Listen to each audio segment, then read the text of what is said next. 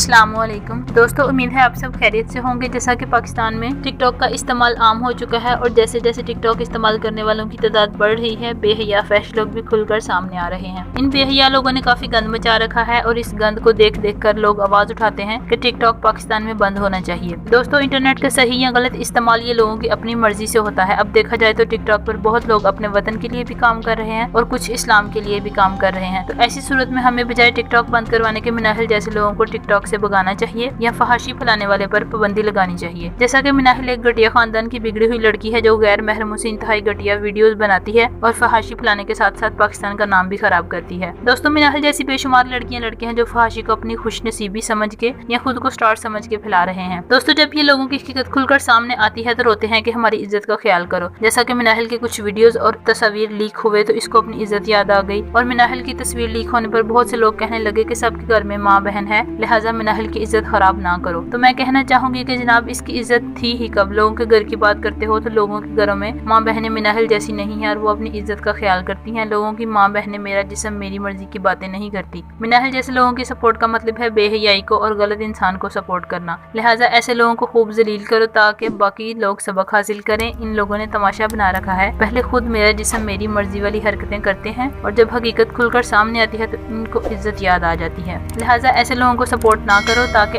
आइंदा ऐसी गश्तियां पाकिस्तान में गंद करने से पहले 1000 बार सोचें। ये पाकिस्तान, इसको पाकिस्तान रहने दो, इंडिया मत बनाओ। आखिर में इतना कहूंगी कि अल्लाह पाक इन सब लड़कियों लड़कों की हिफाजत फरमाए जो वाकई में इज्जत के हकदार हैं। खुदा हाफिज।